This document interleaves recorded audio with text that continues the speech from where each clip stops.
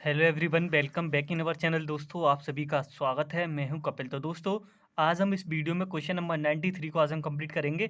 इससे पहले मैं 92 क्वेश्चन तक का जो वीडियो मैंने पहले ही अपलोड कर दिया है, तो आप हमारी प्लेलिस्ट में जाके चेक कर सकते हो। हम 100 क्वेश्चंस का सीरीज आपको करा रहे हैं, जो कि आपके लास्ट ईयर टेट एग्जाम में डिफरेंट डिफरेंट टाइप्स के जितनी भी आपके टेट एग्जाम होते हैं, उनसे हमने आपके ये क्वेश्चंस लिए हैं। मोस्टली सी टेट में आपके इसी तरीके से क्वेश्चन आपसे पूछे जा रहे हैं। हर एक वीडियो में एक नया कॉन्सेप्ट और उसके साथ जो उसके प्रीवियस ईयर में जो क्वेश्चन लगातार पूछे गए वो करा रहे हैं। तो आज इस वीडियो में हम देखेंगे स्टैटिक्स से रिलेटेड, यानी कि मीन मोड और रेंज को लेके आपसे कैसे क्वेश्चन आपसे पूछे गए हैं, लगातार कंटिन्यू पूछे जा रहे हैं हर एक एग्जाम में। तो चलिए शुरू करते हैं अपना सेशन। दोस्तों, अगर आप चैनल पर न्यू हो तो प्लीज़ चैनल को सब्सक्राइब कर लीजिए। अगर आपको वीडियो पसंद आए तो प्लीज़ वीडियो को लाइक और चैनल को सब्सक्राइब करना ना भूलें, और ज़्यादा से ज़्यादा लोगों में शेयर करिए। जो लोग तैयारी कर रहे हैं सबका बेनिफिट होना चाहिए। ओके, तो देखो पहला क्वेश्चन आपकी स्क्रीन पर है दोस्तों।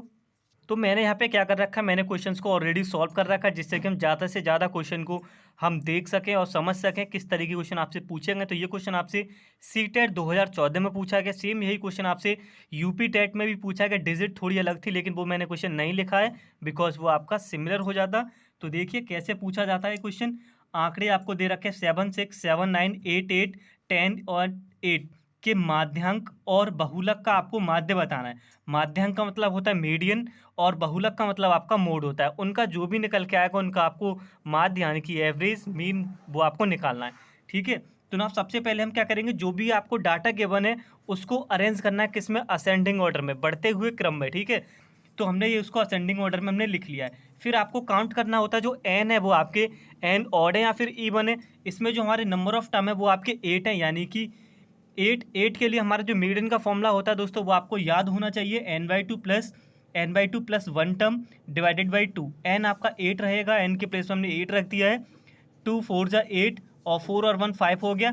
इस सीरीज में जो आपने अरेंज किया हुआ है, इस सीरीज का फोर्थ टर्म क्या है आपका 1 2 3 4 8, और फिफ्थ भी आपका 8 ही है। देखो मैंने यहाँ पे दोनों टर्म्स की वैल्यू रख दी है। जब आप सॉल्व करोगे तो आपको मिलेगा 8। ये हमारा आ गया माध्यांक। और क्वेश्चन में पूछा था बहुलक भी निकालो। बहुलक क्या होता है, most repeated term in the given series. जो आपको सीरीज गिवन है उसमें सबसे ज़्यादा रिपीट होने वाला टर्म होगा, वही आपका मॉड होगा। तो यानी कि जो आपका 8 है सबसे ज़्यादा रिपीट हो रहा है 3 टाइम्स, तो आपका बहुलक हो गया 8।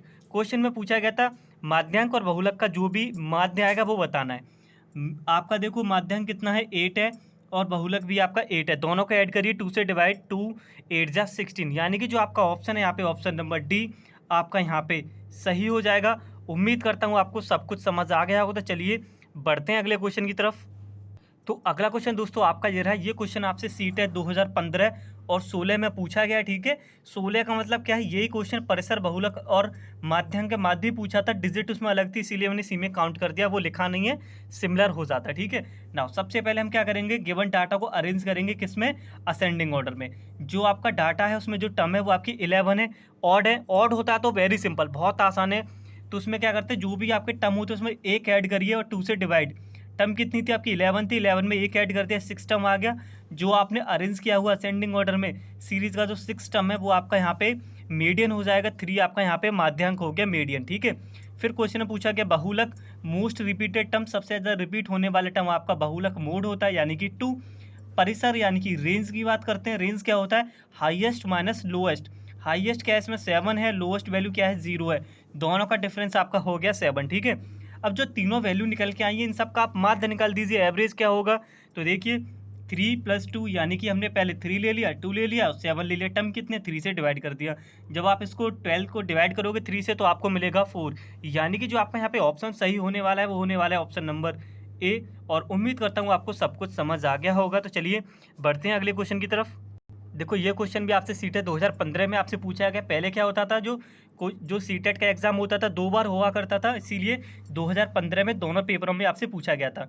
आपको डाटा गिवन है, इस डाटा का आपको माध्य, बहुलक और माध्यांक का योग बताना है। इससे पहले दोनों क्वेश्चन में आपसे माध्य पूछा गया था, इनमें अब तीनों का योग पूछा गया। ठीक है, सबसे पहले बहुलक निकाल लेते हैं, मोड, यानी कि मोस्ट रिपीटेड टर्म इस सीरीज में क्या है, 3 जो आपका सबसे ज़्यादा आ रहा है, 1 2 और 3 जो आपका बहुलक हो गया। माध्य निकालना आई होप सभी लोगों को आता होगा। जितने भी टर्म है सबको ऐड कर लीजिए और नंबर ऑफ टर्म से डिवाइड कर दें। जितनी भी टर्म है हमारी वो 11 है, 11 को इन सब के सम को डिवाइड करना है। जब इन सब टर्म का आप जब सम करोगे तो आपका आएगा 44। 44 को 11 से डिवाइड करना है तो you will get 4। Okay, now अब हमें निकालना है माध्यांक भी तो निकालना है, मीडियन निकालने का थोड़ा सा लॉन्ग प्रोसेस होता है। अगर ऑड बन जाता है तो आसानी से हम उसको सॉल्व कर लेते हैं। जैसे कि इसमें जो नंबर ऑफ टर्म थे वो हमारे 11 थे, ठीक है।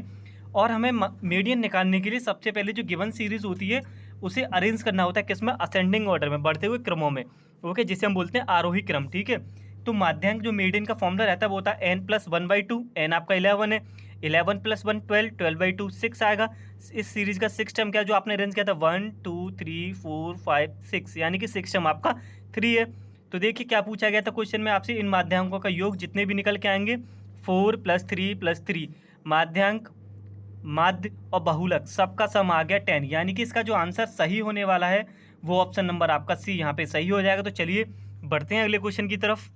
तो देखिए अगला क्वेश्चन ये आपसे बी टेट, बिहार टेट में पूछा गया, कोई भी टेट का एग्जाम हो हर जगह पूछे गए। मैंने वो क्वेश्चन लिखे नहीं है क्योंकि सिमिलर हो जाएंगे, मैंने सारे डिफरेंट टाइप के क्वेश्चन लिखे हुए हैं, ठीक है। आपसे रीटेट में भी पूछे गए, एमपी टेट में भी पूछे गए हैं, CH टेट यानी कि छत्तीसगढ़ टेट में भी पूछे गए, ठीक है। वो मैंने क्वेश्चन नहीं डाले बिकॉज डाटा अलग है, सेम क्वेश्चन है। अब देखो ये डिफरेंट क्वेश्चन है इसीलिए मैंने वीटेट से ये क्वेश्चन ले लिया यहाँ पे, ठीक है। तो ये क्वेश्चन आपसे 2011 में आपसे पूछा गया था। तो इस क्वेश्चन को करने के लिए आपको ना एक रिलेशन याद रखना है। क्वेश्चन पढ़ लेते हैं पहले। क्वेश्चन आपका है, संख्याओं के एक समूह का मध्यमान दे रखा है, यानी कि आपको माध्य दे रखा है 8.9, मीन जिसे बोलते हैं, और मध्य का यानी कि आपको मीडियन गिवन है।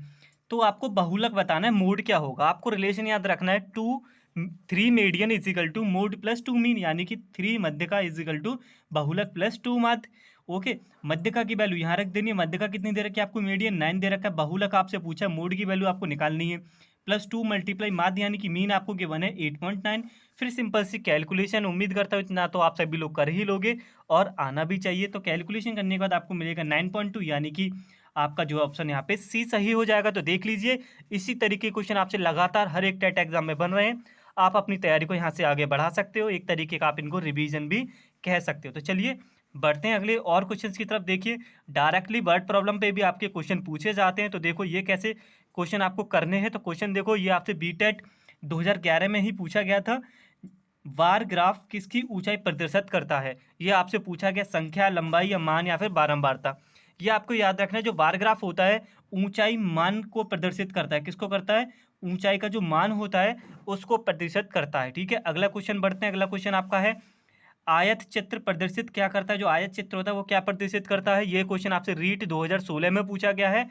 तो असत वर्गीकृत बारंबारता बंटन को करता है, या अभिकृत बारंबारता बंटन को करता है, या सतत वर्गीकृत बारंबारता बंटन को करता है, उपयुक्त सभी। तो दोस्तों इसका जो आंसर है वो यहाँ पे ऑप्शन नंबर इसका सी सही है, सतत वर्गीकृत बारंबारता बंटन को करता है, ठीक है।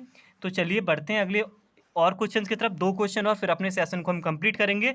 उम्मीद है आपको सब कुछ समझ आ रहा होगा। देखिए मैं 92 का वीडियो पहले ही अपलोड कर चुका हूँ, तो आप प्लेलिस्ट में जाके देख लीजिए प्लीज़। अगर आपको ईबीएस का भी मैंने एक नया प्लेलिस्ट शुरू किया है जिसमें मैंने 2 वीडियो अपलोड कर दिया। हम 100 क्वेश्चंस का आपको सीरीज़ वहाँ भी करा रहे हैं ईबीएस के, जो प्रीवियस एग्जाम में पूछे गए 20 क्वेश्चन के आपको 5 वीडियो मिलेंगे, 2 अपलोड हो चुके हैं। तो जाइए देखिए उनको पहले। तो देखो बच्चे को सारे क्वेश्चन आज के सेशन कंप्लीट करते हैं। तो देखिए ये जैसे मैंने बताया था, क्वेश्चन मैंने पहले ही यहाँ पे सॉल्व कर ले, जिससे कि हमारा टाइम कम वेस्ट हो, ज़्यादा से ज़्यादा हम क्वेश्चन को कर सकें। तो देखो ये क्वेश्चन आपसे सीटेट 2012 में भी पूछा गया। क्वेश्चन क्या है, आपको डाटा के बने के माध्यांक, बहुलक तथा प्रसार का माध्य बताना है, ठीक है। सबसे पहले आपको आरोही क्रम में लगाना है, असेंडिंग ऑर्डर में। डाटा आपने असेंडिंग ऑर्डर में लगा लिया। फिर आपको मीडियन निकालना है। अब मुझे बताने की ज़रूरत नहीं है क्योंकि आपको मैं पहले समझा चुका हूँ। जब आप इसको मीडियन निकालोगे तो आपका आएगा 8.5। बहुलक का आपका होता है मोस्ट रिपीटेड टर्म, यानी कि जो 9 है 3 बार आपका आ रहा है। परास क्या होता है आपका, परास जो होता है वो आपका दोस्तों होता है, क्या बोलते हैं उसको, रेंज। हाईएस्ट में से लोएस्ट वाली वैल्यू को माइनस कर देते हैं। 40 - 6, हाईएस्ट इसमें क्या था 14 था, लोएस्ट आपका 6 था, 8 आ गया। इन तीनों का आपको माध्य निकाल देना है। माध्य निकालना बहुत आसान होता है, जितनी भी टर्म होते हैं उतनी डिवाइड और सबको ऐड करके तो आपको मिलेगा 8.5। जो आपका यहाँ पे जो ऑप्शन होगा वो ऑप्शन नंबर सी सही हो जाएगा, 8.5। हर एक एग्जाम में जहाँ भी आपका स्टैटिक्स का ये टॉपिक रहेगा, बिलीव करिए काफ़ी हेल्पफुल रहने वाला है ये सेशन, चाहे आपका टेट का एग्जाम या फिर अदर कोई भी एग्जाम हो। तो चलिए बढ़ते हैं अगले और क्वेश्चंस की तरफ। और बाकी बचे हुए क्वेश्चन आपके 3 क्वेश्चन ये रहे, ठीक है। मैंने सिमिलर क्वेश्चन नहीं कराए हैं, सारे डिफरेंट क्वेश्चन मैंने कराए हैं। तो क्वेश्चन है, केंद्रीय प्रवृत्ति में 3 मापों में संबंध क्या है। यूपी टेट 2013 में पूछा गया, अदर भी एग्जाम में पूछा गया, वो मैंने नोट नहीं किया है। तो इसका रिलेशन मैंने भी क्वेश्चन स्टार्ट किया था उसमें समझाया था पहले वाले में। इसका जो रिलेशन सही होता है वो होता है 3 माध्यक इजिकल टू बहुलक प्लस 2 माध्य, यानी कि इसका जो ऑप्शन है वो यहाँ पे ए करेक्ट हो जाएगा, 3 median is equal to mode plus 2 mean. Okay, याद करके जाइए, हर एक एग्जाम में पूछा गया था आपके, तो रेलवे में हर एक एग्जाम में पूछा गया था जो आपके हुए थे सितंबर अक्टूबर में। ओके, तो नाउ अगला क्या है, चिन्हों, ये चिन्ह आपको दे रखे हैं, इनका मान बताइए क्या। ये क्वेश्चन आपसे रीट 2011 में पूछा गया। देखो ये तो आपका सही है, पहले वाला पार्ट आपका सही है, ये 5 को डिनोट करता है, ये आपका होता ही नहीं है वार ग्राफ में। जब हम नंबरों को रिपीट 5 पे जाते हैं तो 4 लाइन खींचने के बाद हम यहाँ से स्टार्ट करते हैं लेफ्ट वाले टर्म से, ठीक है। तो इसका मतलब क्या, पहला तो 5 है, दूसरा कोई होता ही नहीं है, तो इसीलिए इसका जो ऑप्शन है वो बी सही हो जाएगा। तो चलिए लास्ट क्वेश्चन को हम देखते हैं। लास्ट क्वेश्चन आज का हमारा ये रहा दोस्तों, ये क्वेश्चन आपका यूपी टेट 2013 में पूछा गया क्वेश्चन है, पाई चार्ट क्या है, गणित के सूत्रों का चार्ट है, या फिर गणित शिक्षक की विधि है, या फिर गणित संरचनाओं को बनाने वाला कोई यंत्र, या फिर आंकड़ों को प्रस्तुत करने का तरीका है, ठीक है। उम्मीद है आप सभी लोग इसको बता ही दोगे, नहीं पता है तो आप देख लीजिए, इसका जो आंसर है वो यहाँ पे डी सही हो जाएगा। जो पाई चार्ट होता है आंकड़ों को प्रस्तुत करने का एक तरीका होता है। तो आज का सेशन हमारा कंप्लीट हुआ, उम्मीद है आपको बहुत पसंद आया होगा। तो चलिए मिलते हैं अगली वीडियो में एक और नए टॉपिक के साथ, उसके साथ उसके जो रिपीटेड क्वेश्चन है वो भी हम आपको लाएंगे। तब तक के लिए धन्यवाद, take care and wait for the next video.